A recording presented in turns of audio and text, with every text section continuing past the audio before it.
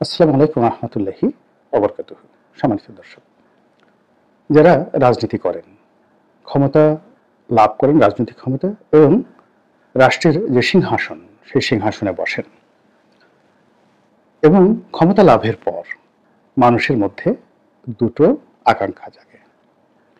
প্রথম আকাঙ্ক্ষাটা হলো অমরত্ব লাভের আকাঙ্ক্ষা, ভালোভাবে।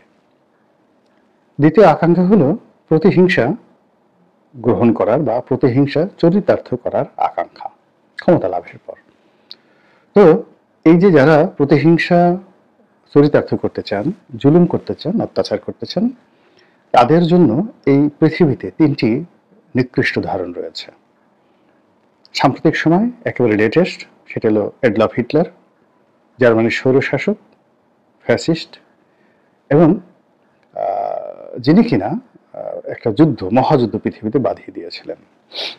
দ্বিতীয় যে মানুষটিকে ঘৃণা করা হয় সারা দুনিয়াতে, সেটি হলো হালাকু খান, চেঙ্গিস খানের নাতি।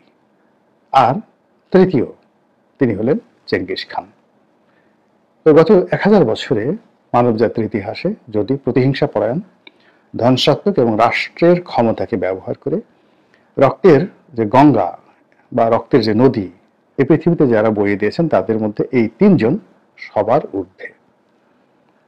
আবার আপনি যদি রাষ্ট্র ক্ষমতা লাভ করতে চান এবং পৃথিবীর সবচেয়ে বড় সাম্রাজ্য প্রতিষ্ঠা করতে চান এবং অমরত্ব লাভ করতে চান, রাষ্ট্রে শান্তি শৃঙ্খলা বজায় রাখতে চান এবং ইতিহাসের গ্রেট ম্যান হিসেবে বা মহান ব্যক্তি হিসেবে নিজেকে অধিষ্ঠিত করতে চান, তাহলে তিনজন বীরের নাম সঙ্গত কারণে সারা দুনিয়াতে স্বর্ণাক্ষরে লিখিত রয়েছে, যারা মূলত যুদ্ধের ময়দানে রক্তের হোলি খেলতে খেলতে সিংহাসনে এসেছেন। 1 নম্বরে হানিবল বার্কা। তিনি সেই আলেকজান্ডারের আগে কার্থেস নামক একটি নগরী ছিল, সেই নগরীর প্রধান সেনাপতি ছিলেন, কনসাল জেনারেল ছিলেন। সেখান থেকে তিনি রোম, মানে তৎকালীন দুনিয়ার 1 নম্বর সুপার পাওয়ার, সেই রোম আক্রমণ করেছিলেন এবং একটা যুদ্ধ তিনি করেছিলেন, করে সেই যুদ্ধের ফলে সারা পৃথিবীর যুদ্ধের ইতিহাসকে তিনি পাল্টে দিয়েছিলেন। তো যার কারণে হানিবলকে বলা হয় the great heroes in all time. তার মতো এরকম মহান বীর পৃথিবীতে খুব কম আছে। এরপরে আলেকজান্ডার দ্য গ্রেট, তিনিও সারা দুনিয়াতে রক্তের হোলি খেলেছেন, সারাটা জীবন যুদ্ধ করেছেন, প্রায় 12 বছর তিনি যুদ্ধ করেছেন। এই 12 বছরের মধ্যে তিনি ঘোড়ার পিঠে করে 20,000 মাইল পথ অতিক্রম করেছেন এবং ইউরোপ থেকে শুরু করে এশিয়ার বিস্তীর্ণ অঞ্চলের যে ভূখণ্ড তিনি অধিকার করেছেন, আজ পর্যন্ত এরকম রাজ্য জয় আর অন্য কোনো নৃপতি করতে পারেননি। তার তলোয়ারের নিচে কত মানুষের জীবন গেছে, কত রক্ত প্রবাহিত হয়েছে, কেন তারপরে তাকে সবাই গ্রেট বলে, এটি নিয়ে আলোচনা করব। আর একেবারে সবার শেষে তিনি হলেন নেপোলিয়ন বোনাপার্ট, ফ্রান্সের সম্রাট। তো তিনিও পুরো ইউরোপ দখল করে ফেলেছিলেন, রাশিয়া দখল করে ফেলেছিলেন, তার হাতে অস্ট্রো হ্যাঙ্গারি নামক যে বিখ্যাত যে রাজবংশ, সেটার পতন হয়েছিল। তারপর তিনি মিশর দখল করেছিলেন, জেরুজালেম দখল করেছিলেন এবং এই মানুষটি পরাজিত হয়েছিলেন জীবনের শেষ প্রান্তে এসে, এবং পরাজিত অবস্থায়, বন্দী অবস্থায় তার মৃত্যু হয়। তারপরেও তাকে কেন ইতিহাসের মহানায়ক বলা হয়, তাকে গ্রেট বলা হয় এবং তার সমস্ত কর্মকাণ্ডকে এখনো গ্লোরিফাই করা হয়, এইগুলো নিয়ে আলোচনা করবো। এবং আজকের এই বাংলাদেশে বসে আমি কেন এই চেঙ্গিস খান, হালাকু খান কিংবা হিটলার অথবা নেপোলিয়ন বোনাপার্ট, তারপর Alexander the Great and Hannibal the Great, তাদের এই প্রসঙ্গ আমি আনছি। প্রসঙ্গত হলো যে আমাদের দেশে একটা রাজনৈতিক পট পরিবর্তন হয়েছে। অতীতে যারা গেছে তারা এখন ইতিহাস, তাদেরকে নিয়ে আলোচনা করলেই বাকি, না করলেই বাকি, কিচ্ছু আসে যায় না। তাদের জীবনে আলোচনা করতে হবে কেবলই মাত্র আগামী দিনে শিক্ষা গ্রহণ করার জন্য। বঙ্গবন্ধু, জিয়া রহমান সাহেব, এরশাদ সাহেব, শেখ হাসিনা, বেগম খালেদা জিয়া, তাদের শাসনামলের ভালো মন্দ দিকগুলো আমাদের শিক্ষার জন্য আমরা নিতে পারি, এর বেশি তাদের নিয়ে আলোচনা করার দরকার নেই। আর তাদেরকে নিয়ে নসিহত করারও কিছু দরকার নেই, তাদের বিরুদ্ধে বলার দরকার নেই, পক্ষে বলার দরকার নেই। কিন্তু এখন ডক্টর মোহাম্মদ ইউনূসের সঙ্গে যে তরুণ সম্প্রদায়েরা যোগ দিয়েছেন, একেবারে তরুণ, এদের প্রায় সবার বয়সী 30-এর নিচে, এদের মধ্যে অনেকেই রয়েছেন খুবই মেধাবী, প্রচণ্ড মেধাবী, এদের মধ্যে অনেকেই রয়েছেন প্রচণ্ড গণতান্ত্রিক মন মানসিকতা সম্পন্ন। এই সময়ের মধ্যে এখনো পর্যন্ত তাদের মধ্যে সততা বিরাজ করছে এবং একটি সুন্দর বাংলাদেশ বিনির্মাণে তারা স্বপ্ন দেখছেন। এর বাইরে তাদের সাহায্যকারী শক্তি হিসেবে জামায়াত ইসলামী আছে, ডক্টর মোহাম্মদ ইউনূসের উপদেষ্টা মণ্ডলী আছে, অন্যান্য রাজনৈতিক দল, বিশেষ করে ইসলামিক যে রাজনৈতিক দলগুলো আছে, চরমোনাই আছে, তারপরে আরো যারা আছে, এমনকি একটা বক্তব্য দেখলাম যে জাকের পার্টিও আগামীতে হয়তো এদের সঙ্গে যোগ দিবে। আর হেফাজত চুপচাপ আছে, কিন্তু সম্ভবত হেফাজতের একটা বিরাট অংশ, বিশেষ করে তাবলিকের যে অংশটি জুবাইরপন্থী, তারা এই ছাত্রদের সঙ্গে যোগ দিবে।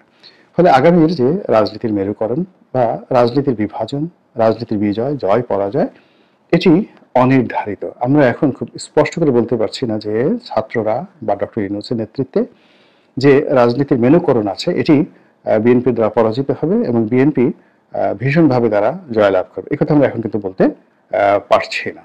ক্রমশই পুরো বিষয়টা জটিল হয়ে যাচ্ছে। অন্যদিকে এখন যারা আছেন তাদের যে লক্ষ্য এবং উদ্দেশ্য, সেই উদ্দেশ্য কিন্তু আমরা নিশ্চিত হতে পারছি না। এর কারণ হলো তারা অর্গানাইজ হচ্ছেন, এবং আমাদের দেশে যেটা হয়, যাদের রাষ্ট্র ক্ষমতায় থাকে তাদেরকে মানুষ ভয় পায় এবং ইতিমধ্যে এই রাষ্ট্র ক্ষমতাকে ব্যবহার করে অনেকেই মব করার চেষ্টা করছেন এবং এগুলো নিয়ে নানা রকম সৃষ্টি, অনাসৃষ্টি, গ্রুপ, উপগ্রুপ, কোন্দল, কলহ, বিবাদ, মারামারি, কাটাকাটি, হানাহানি ইত্যাদি অনেক কিছু হচ্ছে। এক জায়গাতে দেখা গেল যে এক গ্রুপ তারা মানে ফুটপাতে 100 জনকে তারা ছোট ছোট দোকান স্থাপন করতে দিয়েছে এবং তারা সেখান থেকে ধরুন প্রতিদিন 100 টাকা করে নিচ্ছে। তো 100 টাকা করে নেওয়া মানে 10,000 টাকা তার পার ডে ইনকাম হচ্ছে। অন্য একটা গ্রুপ ওই মহল্লারই, তারা এসে আবার কাউন্টার লোকদেরকে বসাতে চাচ্ছে। এটি নিয়ে প্রতিটা মহল্লাতে কিন্তু গন্ডগোল হচ্ছে। তো এভাবে একেবারে পাড়া মহল্লা থেকে শুরু করে সচিবালয় থেকে শুরু করে একেবারে সর্বোচ্চ জায়গাতে বিচারালয়েও প্রতিদিন একের পর এক অপ্রীতিকর ঘটনা ঘটছে। তো সেই অবস্থাতে আমার কাছে প্রশ্ন, আমি নিজে প্রশ্ন করি যে এখন যারা রাষ্ট্র পরিচালনা করতে চাচ্ছেন, আগামীতে যারা ক্ষমতা লাভ করতে চাচ্ছেন, ক্ষমতায় যেতে চাচ্ছেন, তারা আসলে কি হতে চাচ্ছেন? এডলফ হিটলার হতে চাচ্ছেন, চেঙ্গিস খান হতে চাচ্ছেন, নাকি হালাকু খান হতে চাচ্ছেন? তো আগে এই তিনজনের যে মূল থিম এটি বলে নেই। এই তিনজনই পোড়ামাটি নীতি মানে অবলম্বন করেছিল। তারা জনগণকে চায়নি, তারা কোনো জনগোষ্ঠীকে তারা খুশি করতে চায়নি। তাদের কাজ হলো কোনো একটি ভূমি, কোনো একটি ভূখণ্ড, কোনো একটি ভৌগোলিক মানচিত্র আক্রমণ করে সেখানকার সমস্ত সভ্যতাকে গুঁড়িয়ে দাও, ভেঙে ফেলো, চুরমার করে ফেলো, মানুষের মাথা দিয়ে পিরামিড তৈরি করো, আর সেখানকার নারীদেরকে বন্দী করো, শিশুদেরকে বন্দী করো, ইচ্ছামতো ধর্ষণ করো, তারপর সেই শহরে আগুন লাগিয়ে দিয়ে নিজ দেশে ফিরে চলে যাও, এরপর নতুন আরেকটি এলাকা খুঁজে বের করো। তো চেঙ্গিস খান এবং হালাকু খান মধ্যযুগে এই কাজটি করেছেন। অন্যদিকে এডলফ হিটলারও ঠিক একই অবস্থা করেছেন। তিনি যেমন চেঙ্গিস খান, হালাকু খান, তাদের সমস্ত চিন্তা ছিল মূলত মঙ্গোলিয়া কেন্দ্রিক। সারা দুনিয়ার লুটপাটের অর্থ তারা সেই মঙ্গোলিয়াতে এনেছে। পরবর্তীতে যখন তাদের রাজধানী বেইজিংয়ে তারা নিয়ে গেছে, পিকিংয়ে নিয়ে গেছে, তো এবং সেখানে যখন তারা সেই বিশেষ করে কুবলাই খানের জমানাতে তারা সর্বোচ্চ চেষ্টা করেছে তাদের রাজধানীকে তারা শক্তিশালী করার জন্য, তাদের দেশকে শক্তিশালী করার জন্য। কিন্তু তারা যে রাশিয়াতে তাণ্ডব চালিয়েছে, মধ্যপ্রাচ্যে তাণ্ডব চালিয়েছে, ইউরোপে তাণ্ডব চালিয়েছে তুলি খানের নেতৃত্বে, ওখানে মানুষ বেঁচে থাকুক না থাকুক ওটা নিয়ে তাদের কোনো চিন্তা নাই।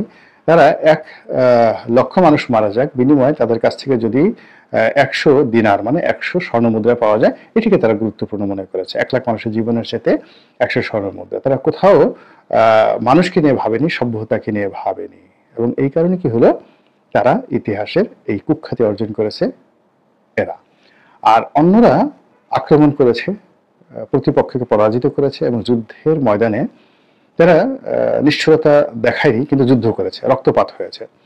কিন্তু তাদের সেই রক্তপাতের উদ্দেশ্য ছিল একটি রাজ্য জয় করা এবং সে রাজ্যে একটি ন্যায় বিচার প্রতিষ্ঠা করা, সে রাজ্যে একটি সুশাসন প্রতিষ্ঠা করা এবং সে রাজ্যের মানুষকে যে কোনো মূল্যে খুশি করা, এবং সে রাজ্যের যত ভালো ভালো দিক আছে সেই ভালো ভালো দিকগুলো তারা সেখানে প্রতিষ্ঠিত করছে। তার সঙ্গে সঙ্গে আবার সেখান থেকে অভিজ্ঞতা নিয়ে তাদের সাম্রাজ্যের অন্যান্য অঞ্চলে সেগুলো প্রতিষ্ঠা করেছে।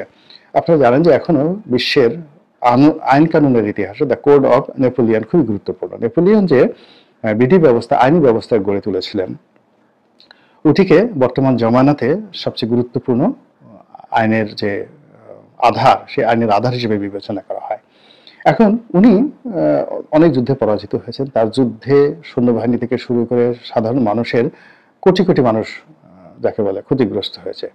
কিন্তু এই পৃথিবীর সভ্যতা বিনির্মাণে, এই পৃথিবীকে স্ট্যাবল একটা পৃথিবী দেওয়ার জন্য এবং আগামী পৃথিবীটা কিভাবে চলবে তার একটা ধারণা দেওয়ার জন্য তার যে চিন্তা চেতনা, আজ থেকে প্রায় 300 বা 350 বছর আগে তিনি যে চিন্তাগুলো করেছিলেন, এটি এই বর্তমান জমানাতে মনে হয়েছে যে ওর সেটা ভালো চিন্তা আর হতে পারে না। আজকে ইউরোপীয় ইউনিয়ন হয়েছে, ইউরোপ একত্র হয়েছে, ঠিক সেম জিনিসটি কিন্তু তিনি করেছিলেন এবং সেটা তিনি চেয়েছিলেন। এর কারণ হলো ওই সময়টিতে ধর্মের নামে খ্রিস্টানরা যেভাবে রাজাকে ডিস্টার্ব করত, আর রাজারা প্রজাদেরকে যেভাবে জুলুম, অত্যাচার, নির্যাতন করে, যেভাবে নিজেরা বিত্ত এবং বিলাসে মত্ত থাকতো, কাজেই সেই রাজকীয় সৈন্যবাহিনী এবং সেই রাজা এবং খ্রিস্টান যে চার্চ, এদের বিরুদ্ধে মূলত নেপোলিয়ন যুদ্ধ করেছিলেন। এবং যুদ্ধ করে তিনি যে রাজ্য দখল করেছিলেন, সে রাজ্যে তিনি হালাকু চেঙ্গিস খানের মতো অত্যাচার জুলুম চালাননি, বরং সেখানকার জনগণ তাকে মাথায় তুলে নেচেছে এবং তাকে সম্রাট হিসেবে মান্য করেছে। এবং তিনি সেই যুদ্ধ জয়ের সঙ্গে সঙ্গে সেখানে শান্তি এবং শৃঙ্খলা তিনি প্রতিষ্ঠা করেছেন। এবং তার এই যুদ্ধ জয়ের ফলে সভ্যতা, শিল্প এবং সাহিত্যের যে বিশ্বগমন, এটি সহজ হয়েছে। মিশরের পিরামিড, মিশরের সাহিত্য, মিশরের যত ভালো কাজকর্ম, এটা ফ্রান্সে এসেছে। ফ্রান্সের যত ভালো কাজকর্ম এটা মিশরে গেছে, ইটালিতে গেছে। এই কাজগুলো নেপোলিয়ন বোনাপার্ট করেছেন, ফলে তিনি এই কারণে বিখ্যাত। একইভাবে আপনি যদি চিন্তা করেন আলেকজান্ডার দ্য গ্রেট, তিনিও যেখানে রাজ্য জয় করেছেন সেখানে তিনি সুশাসন স্থাপন করেছেন। তিনি কখনো কোনো সম্মানিত লোককে অসম্মান করেননি। তিনি যার সঙ্গে যুদ্ধ করেছেন তাকে আবার রাজ্য তিনি ফিরিয়ে দিয়েছেন। এবং যাকে বলা হয় যে তার সাম্রাজ্যের যে স্থিতি এবং তার যে সুনাম এবং সুখ্যাতি, এগুলো তার সুশাসন, তার জ্ঞান, গরিমা, তার যাকে বলা হয় ব্যক্তিত্ব, তার ধর্মবোধ, এই সকল কিছুর কারণেই আলেকজান্ডার কিন্তু গ্রেট। তার যে রক্তক্ষয়ী যুদ্ধগুলো কিন্তু ইতিহাসে ওভাবে হালাকুদের মতো হয়নি। হানিবলের ক্ষেত্রে সেটা প্রযোজ্য। এখন আপনি যদি বাংলাদেশে আলেকজান্ডার গ্রেট হতে চান, হানিবল হতে চান, কিংবা যাকে বলা হয় নেপোলিয়ন বোনাপার্ট হতে চান, তাহলে আপনাকে সুশাসন প্রতিষ্ঠা করতে হবে, জনগণ কর্তৃক নন্দিত হতে হবে, জনগণের ভালোবাসা পেতে হবে, জনগণের সমর্থন পেতে হবে, এবং আপনি যে কাজই করেন না কেন সেই কাজের সঙ্গে জন আকাঙ্ক্ষার একটা মিল থাকতে হবে। আদারওয়াইজ আপনি কোন অবস্থাতেই এই ইতিহাসে গ্রেট হতে পারবেন না। দ্বিতীয়ত, আপনি মুখে মুখে ভালো ভালো কথাবার্তা বলেন, কিন্তু আগের জমানার মতো আপনি মানুষের যাকে বলা হয় ঘাড় থেকে মাথা আলাদা করলেন না, আপনি কাউকে মারলেন না, আপনি ধর্ষণ করলেন না, আপনি এখান থেকে শিশু এবং নারীদেরকে ধরে নিয়ে দাস দাস হিসেবে বিক্রি করলেন না, পুরুষদেরকে আপনি হত্যা করলেন না। কিন্তু আপনার নিয়ম নীতি বা নীতিমালা এমন নিকৃষ্ট যে মানুষের বেঁচে থাকাটাই মানুষের জন্য একটা অভিশাপে পরিণত হলো। মানুষের ক্ষুধার যন্ত্রণায় তার যে আহাজারি, এটি মৃত্যু যন্ত্রণার চেয়েও মর্মান্তিক হয়ে গেল। মানুষের জীবনে নিরাপত্তাহীনতা, যখন বর্গীরা বাংলাদেশে আক্রমণ চালিয়েছে, মগরা আক্রমণ চালিয়েছে, যখন মগের মুল্লুক বলা হতো, ঠিক ওইরকম যদি আপনার জামানাতে মানুষের মধ্যে নিরাপত্তাহীনতা দেখা দেয়, আতঙ্ক দেখা দেয়, মগের মুলুকের মতো যদি বিচারহীনতা সংস্কৃতি চালু হয়, ফলে আপনি চেহারা শুরুতে যতই অলি আল্লাহর ভাব করেন না কেন, চেহারা শুরুতে আপনি যতই সুশীল বা সাধু সাধার চেষ্টা করেন না কেন, আলটিমেটলি আপনি কিন্তু ইতিহাসে চেঙ্গিস খানের বংশধর বা লোক হিসেবেই অভিহিত হবেন। এটাই বাস্তবতা, এবং আগামী পৃথিবী আপনাকে শুধুমাত্র নফরত নফরত নফরত ঘৃণা করবে। কাজে আপনি সিদ্ধান্ত নেন আপনি কি হতে চান। মহান আল্লাহ আমাদের সবাইকে হেদায়েত দান করুন এবং হেফাজত করুন। আসসালামু আলাইকুম ওয়া রাহমাতুল্লাহি ওয়া বারাকাতুহু।